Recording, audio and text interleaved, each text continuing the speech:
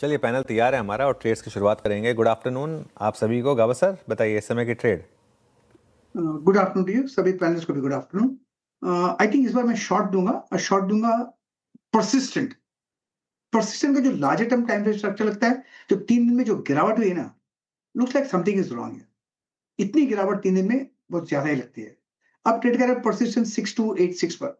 मेरे ख्याल से 6150 का कोई स्टॉप, 6130 का कोई स्टॉप लगाकर चले तो पॉसिबल है कि 6000 का जोन भी देखने को मिल सकता है। परसिस्टेंट सेल आपका करीब 6083 पर sell call. Market's day low 27757। अब हम हिट कर चुके हैं। निफ्टी आईटी अब 0.65% नीचे, तो एक आईटी पे शॉर्ट ट्रेड आपका। मानस गुड आफ्टरनून, आपका ट्रेड।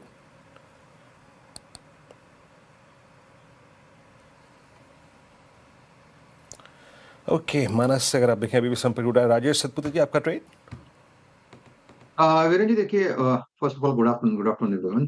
थोड़ा सा टफ ही है मार्केट, क्योंकि एक इम्पोर्टेंट थ्रेशोल्ड लेवल पे खड़ा है निफ्टी। तो यहाँ पे टूटता है तो मुझे लगता है और मंदी बढ़ेगी, तो एस्ट्रल में सेल करेंगे।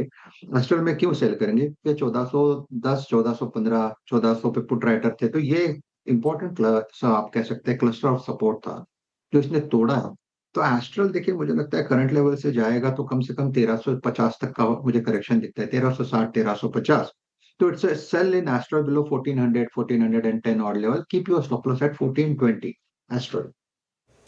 एस्ट्रल में बिकवाली की राय 2 सेल साइड की ट्रेड हो गई। राजेश सातपुते जी की तरफ से आई। आशीष कयाल जी गुड आफ्टरनून, आप बताइए आप किस साइड है इस मार्केट में?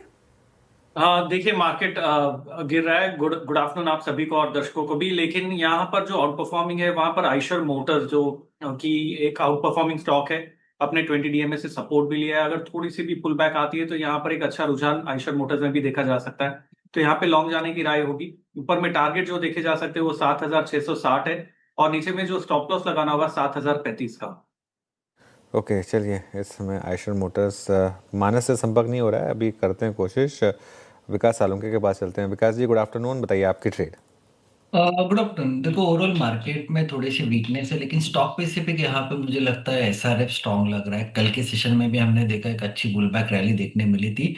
आज यहाँ के फ्रेश ब्रेकआउट होने के बाद पूरे दिन में वो इंपॉर्टेंट रेजिस्टेंस जोन है उसके ऊपर ट्रेड करते हुए देखने मिल रहा है। तो 2890 के स्टॉप लॉस से एसआरएफ को बाय किया जा सकता है। 3040 के टारगेट मुझे लगता है यहाँ पे आते हुए देखने मिलेंगे। और ये तीनों भी फॉर्मेट में स्ट्रांग लग रहा है, मंथली, वीकली और डेली तीनों फॉर्मेट में यहाँ पे एक फ्रेश ब्रेकआउट इस काउंटर में देखने मिल रहा है। तो एसआरएफ बाय कीजिए, 3040 का टारगेट कीजिए।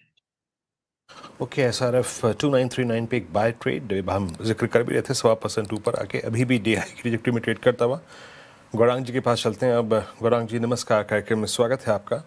डिफिकल्ट मार्केट और इस बड़े ग्लोबल इवेंट से पहले आप लोग की मतलब पोजिशनिंग कैसी है मार्केट पे, किस सेक्टर पे स्ट्रॉन्ग व्यू है आपका? टॉप कॉल क्या गौरांग इस वक्त का?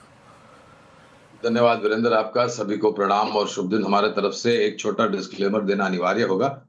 जो भी निवेश लायक रणनीति आज इस कार्यक्रम में रखेंगे ये हमारे रिसर्च टीम की तरफ से बुनियादी तर्क के आधार पर लंबी अवधि के लिए। इसमें हमारी कंपनी जियोजित तथा मेरा कोई व्यक्तिगत निवेश नहीं है, ना ही किसी प्रकार का वित्तीय लाभ मिलता है, ना ही किसी प्रकार का कॉन्फ्लिक्ट ऑफ इंटरेस्ट। लेकिन इसी स्तर पर राय हमारे क्लाइंट्स को देते हैं, संभव है उनका निवेश हो। एक क्षेत्र या फिर एक खेमा वीरेंद्र जो थोड़ा बहुत आगे जाते हुए संभलता नजर हुआ आता है, और जिस प्रकार से दूसरी तिमाही के नतीजे आए और दूसरी तिमाही के पश्चात जो मैनेजमेंट ने टिप्पणी करी है वो है जीवन बीमा से जुड़ा हुआ क्षेत्र। नतीजे सकारात्मक थे, निराशा नहीं थी, और संभवता यह है कि आने वाले भविष्य में जिस प्रकार से लोग अपने जीवन को सुरक्षित करेंगे और जीवन बीमा लेंगे, और न तो सिर्फ जीवन बीमा लेंगे, उसका जो सम एश्योर्ड है वो भी ऊपर की तरफ होगा। उसके कारणवश प्रीमियम आउटगो जो उनका है वो भी ऊपर की तरफ होगा।